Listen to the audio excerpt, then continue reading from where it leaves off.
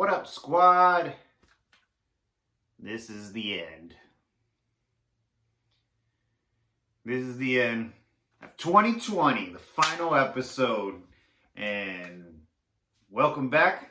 Hopefully y'all had an awesome holiday. I hope you all have a bam for New Year. And if you're new, I'm Bobby Hernandez, helping you go on awesome adventures.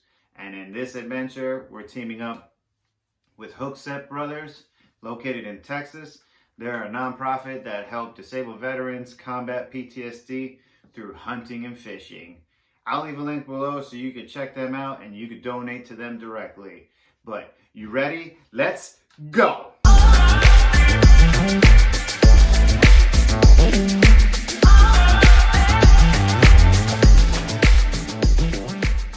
What's up, everybody? So I'm in Texas. I'm parked in front of the location that I'm meeting the Hookset Brothers. They're currently en route. Let's rewind back to 2 days ago. In the morning, I'm conversating, and he tells me that, hey, we had a cancellation for the weekend, and there's a spot available. I instantly thought that it was that the weekend had already passed and they weren't looking for anybody, that the trip was already over, and that was that. So he writes the dates, the 18th through the 20th. And I looked at my phone, I was like, what time do you need me to be there on the 18th? He said 1300. 1 o'clock for you civilians. I said I could make it. Me and Optimus, we can make it.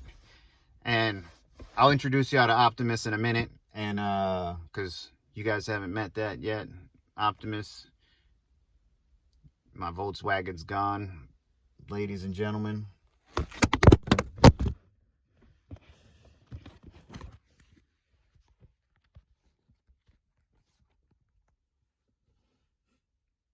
See, that was a sign for me having my Volkswagen missing, but whatever. I got Optimus. I slept in the back right there. I just moved all my gear to the front. And then I have an air mattress I blew up. And when it got too stinking cold, I turned the truck on and that was it. Turned it back off and went back to sleep. And kept it pushing. I made it here. We're going hunting. We're hunting for deer and possibly pig also. I don't know what else. I'm just happy to see this man. I haven't seen him since his accident in 2012. I don't want to go over that too much because it bothers me. But I'm excited to see him and see Chavez and meet this other dude and learn some new stuff. I'm pumped. Squad, I'm pumped. We about to do this, and I'm taking you shotgun on this. So get ready for whenever they get here, I'm gonna take you along the whole way. So here we go. Let me tell you about the journey from the house all the way to the ranch. So leaving from here, I left, punched it all the way to Pensacola. I couldn't take it no more. It was dark. The lights were messing with me. So I pulled into this rest area and pumped up my air mattress, jumped in the back, fell asleep for a few hours, woke up the next morning and kept it pushing. SP'd early. So there was no one on the road. Put on cruise control and getting it. Pulled into somewhere in Louisiana, and you're just on cruise, and I read the sign and it said West Monroe. I said, oh, Duck Dynasty's around here, I have to see them. So I pulled up real quick like I was pulling into work, and none of them were there. So I checked out the place and kept it moving.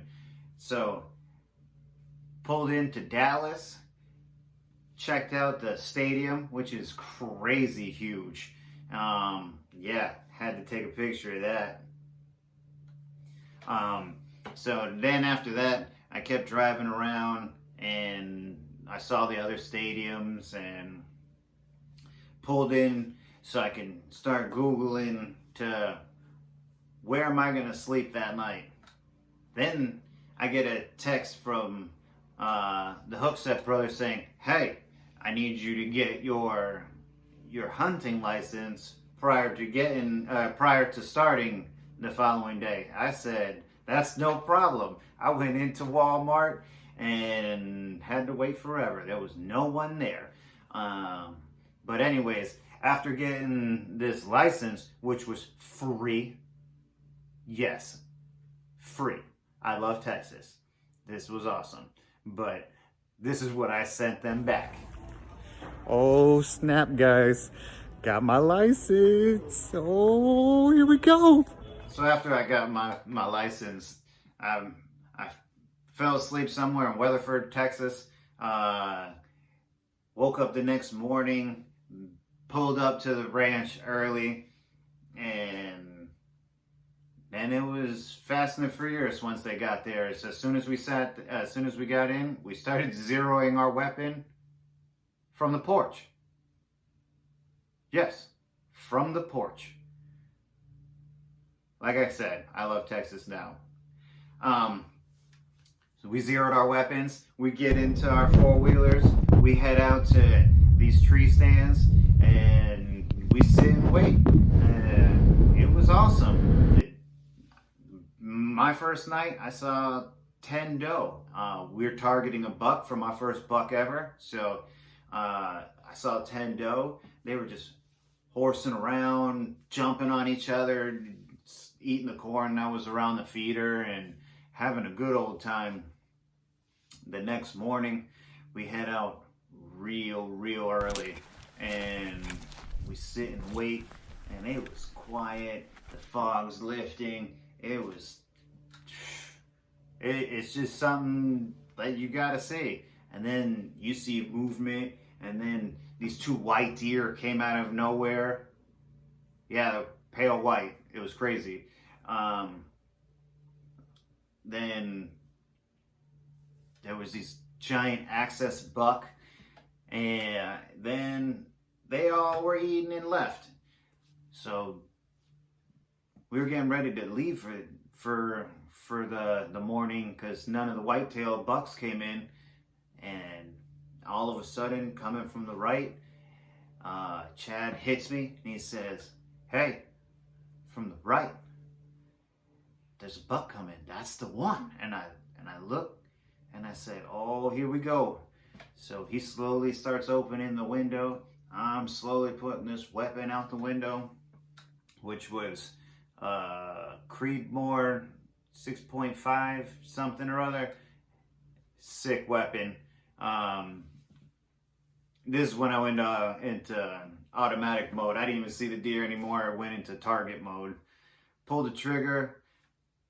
Saw the deer jump up like 10 feet in the air. I put my head down. I was like, I missed it. And then the guy kicks me. He's like, keep your eye on it. And I was like, okay.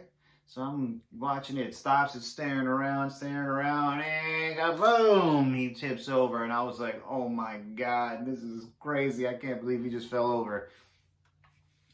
Then we go and recover the deer. And we go head in. And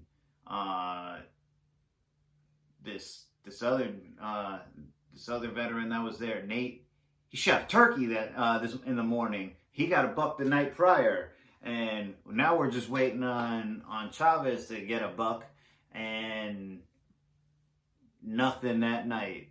I lied. Nothing in the morning. So we go on the afternoon hunt. It's almost like 30 minutes till sundown, and we finally hear this shot. Wow! And we're like, yes! He shot at something at least. So we had to wait to confirm that he got his buck, and he definitely got his buck because this is all three of ours together. What an awesome experience. After that, we cleaned them up. We put them in coolers. I drove home with mine. They drove home with theirs. Nate flew home with his, I think, or he paid to get it shipped. Something or other. But stay tuned for when my mount comes back and I can show you that mount.